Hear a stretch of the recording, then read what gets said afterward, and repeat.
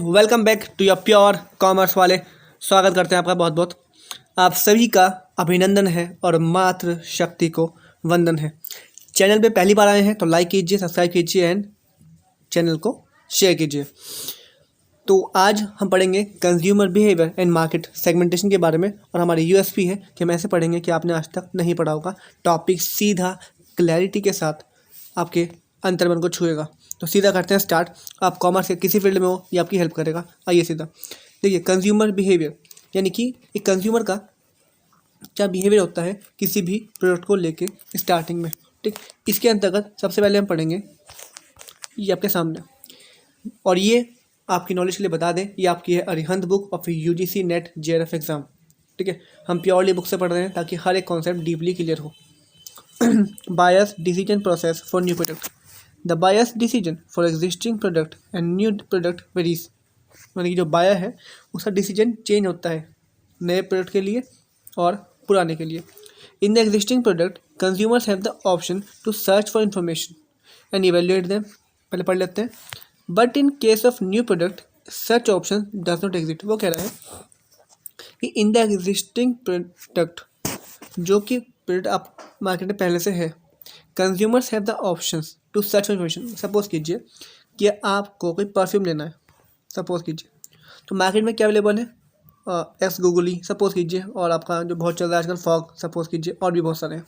ठीक है, तो इनके बारे में आप जानकारी ले सकते हैं वाया गूगल, वाया यूट्यूब और वाया इंटरेक्टिंग शॉपकीपर पर्सनली।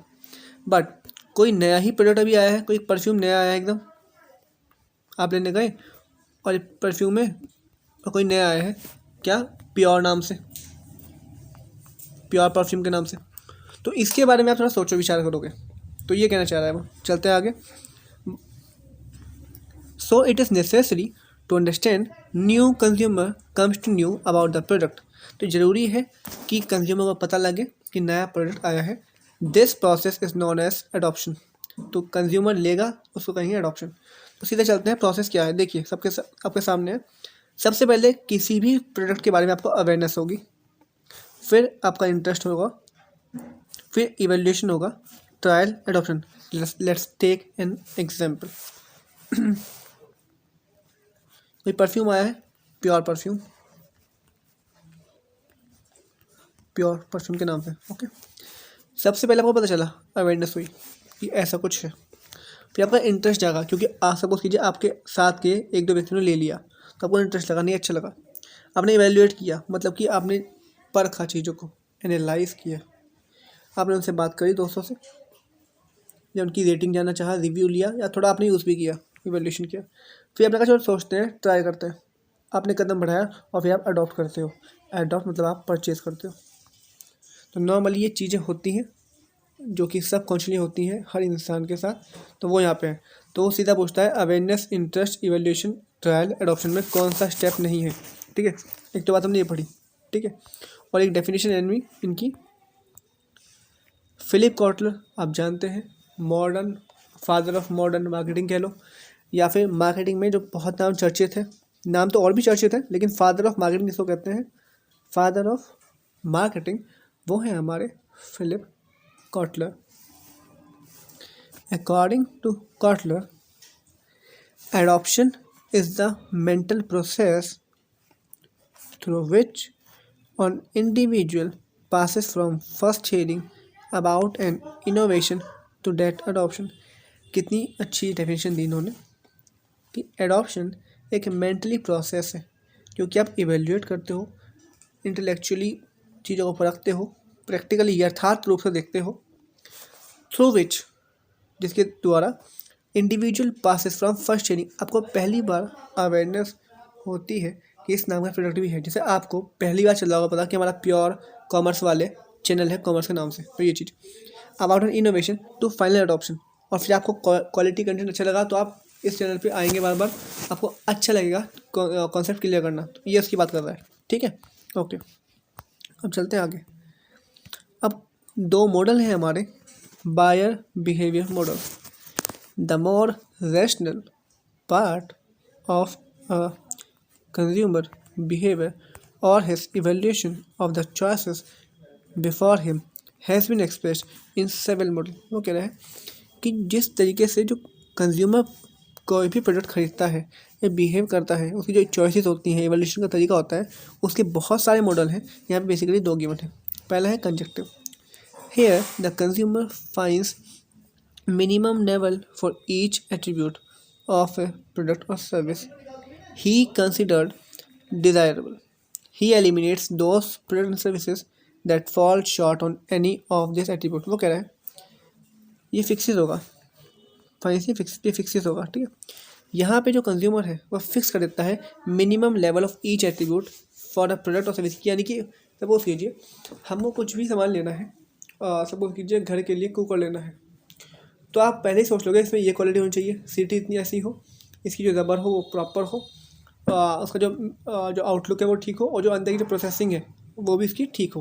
तो आपने पहले ही सोच लिया, आप उससे बाहर नहीं जाना चाह रहे हो, एक भी कमी इसमें दिखी तो आप नहीं खरीदोगे। वो है कंजक्टिव मॉडल।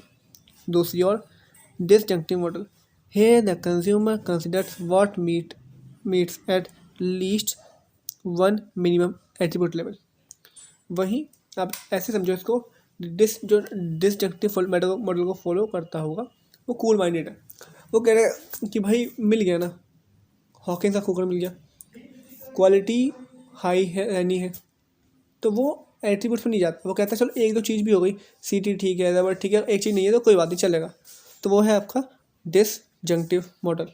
समझ आया? चलते हैं आगे। हम बहुत अच्छी अच्छी टॉपिक चीज़ें पढ़ेंगे और हम वही पढ़ेंगे जो पेपर पूछता है, ठीक है। पहले बता दूँ आपको,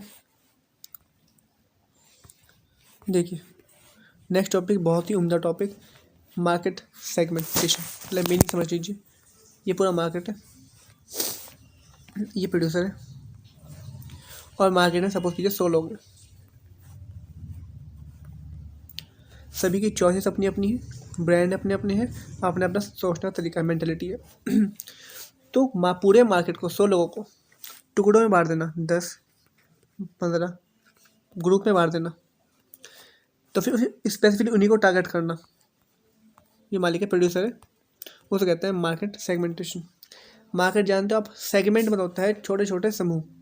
अब मीन्स ये जो 10 लोग हैं, ये सपोज कीजिए ये बच्चे ही हैं, ये टीनेजर्स हैं। जो 15 लोग हैं वो अमीर लोग हैं, 15 लोग जो हैं फीमेल्स हैं। मतलब कि कैटेगराइज कर देना मार्केट को according to some attribute is called market segmentation. अब पढ़ते हैं डेफिनेशन क्या है। Dividing the market by grouping the customers with similar tastes and preferences into one segment is called segmentation। वही बात ही, पूरे मार्केट को डिवाइड कर देना किस बेस पे, उन जिनके टेस्ट सेम है, जिनके प्रेफरेंसेस सेम है, इनटू वन सेगमेंट। यानी कि सपोज कीजिए किन्हीं को ऊन के स्वेटर चाहिए, 100 में से 10 लोगों को, तो 10 को साइड कर लिया, एक ग्रुप बना लिया उनका, ठीक। Segmentation helps marketer understand the need of different customers better and serve them with better value proposition। यानी कि यहाँ बात आती है स्पेशलाइजेशन की। जिनको स्वेटर चाहिए उनका अच्छे, आपकी कंपनी स्वेटर की है तो आपको 100 से मतलब नहीं है, आपको 10 से मतलब है कि मैं 10 को इतना सेटिस्फाई कर दूँ कि वो बार बार आपके ब्रांड लॉयल्टी बन जाए, पोजिशनिंग बन जाए, कि वो आपके पास ही हर बार आए। तो आप उन पे फोकस करोगे, 10 पे कॉन्सेंट्रेट करोगे, ना कि 100 पे, ताकि आपका प्रोडक्ट उनको बिके, ठीक है। तो वो कह रहा है it is a first step in applying the marketing strategy। In this process, the marketers divide the market into homogeneous सब मार्केट। देखा ना, 10 लोग जो होंगे वो वही होंगे जिनको ऊन ही ऊन चाहिए, यानी होमोजीनियस होता है सेम। क्या होता है? सेम। राइटिंग साफ है, थैंक यू इसके लिए एडवांस में।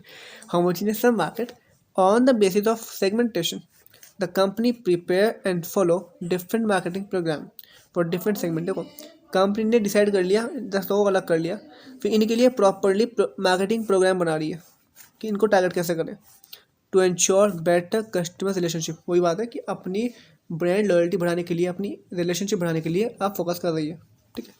फिलिप कॉटल यहाँ भी है, इनको पढ़ेंगे बाद में, ठीक है। प्रोसेस देखो पहले, इंपॉर्टेंट है प्रोसेस क्या है, आप कैसे बांटते हो। सबसे पहले आइडेंटिफाई, पता लगाओ existing and future want in the current market, कि कंज्यूमर की क्या क्या पुरानी वांट रही हैं और क्या क्या फ्यूचर में एक्सपेक्ट कर रहा है। पहली चीज़ examine the attributes that distinguish segment, कि अब वो देखो कि मुझे अपने, ये आप प्रोड्यूसर, आप जो प्रोडक्ट लाओगे उसमें कैसे क्या क्या एट्रीब्यूट डालें कि जो कंज्यूमर को पसंद आए, जो कंज्यूमर चाहता है। Evaluate the proposal segment, sorry,